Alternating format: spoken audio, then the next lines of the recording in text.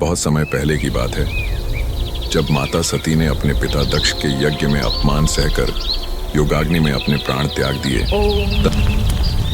आदित्यम जतम वेदा ओम अग्नाय। तब भगवान शिव गहरे विरह और क्रोध में डूब गए।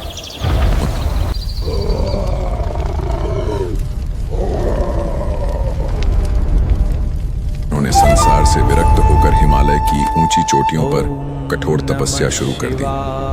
देवता चिंतित थे, क्योंकि बिना शिव के संसार का संतुलन बिगड़ने लगा था।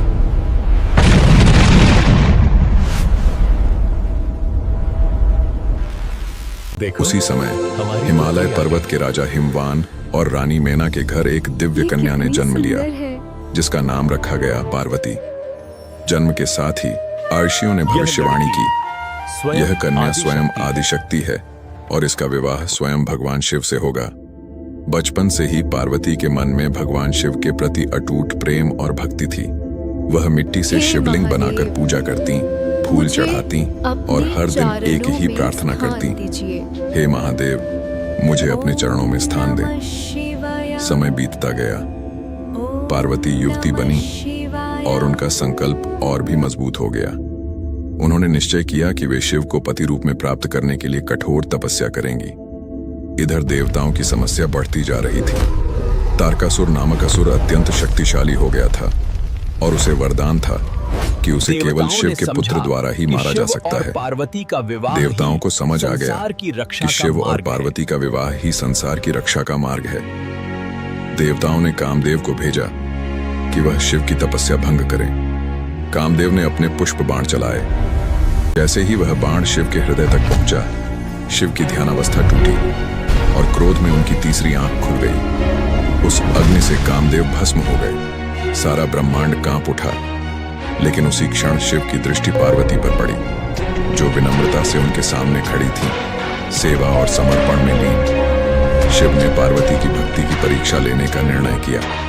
उन्होंने एक ब्राह्मण का रूप धारण किया और पार्वती के पास जाकर बोले, तुम जिस शिव को पति बनाना चाहती हो, वे तो श्मशान में रहने वाले, भस्म लिपटे हुए, नागों को आभूषण की तरह पहनने वाले योगी हैं। ऐसे व्यक्ति से विवाह क्यों करना चाहती हो? पार्वती मुस्कुराई और दृढ़ स्वर में बोली, आप जो भी कहें, मेरे लिए शिव ही सर्वोत्तम है। वे ही सत्य हैं, वे ही शक्ति हैं और मैं जन्म जन्मांतर तक उन्हें ही पति रूप में चाहती हूँ।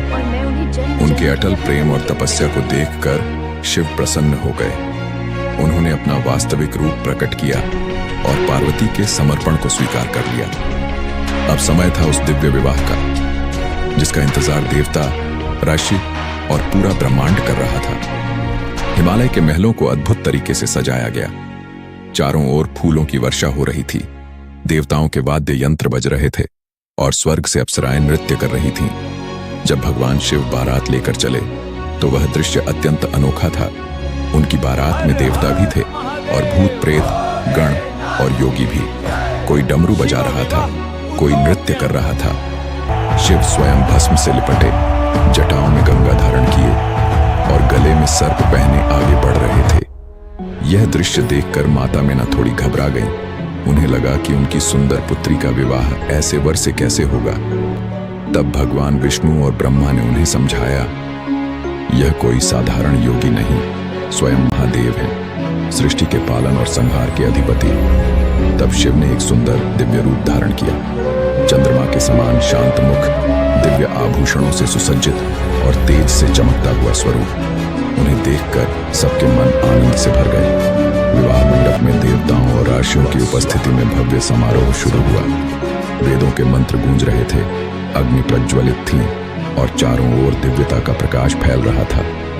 राजा हिमवान ने भावुक होकर अपनी पुत्री का हाथ शिव के हाथों में रखा और कहा, आज मैं अपनी पुत्री नहीं, स्वयं शक्ति को आपको समर्पित कर रहा हूँ। शिव और पार्वती ने 7 फेरे लिए, 7 वचन लिए और उस क्षण से शिव बिना शक्ति के अधूरे नहीं रहे और शक्ति बिना शिव के।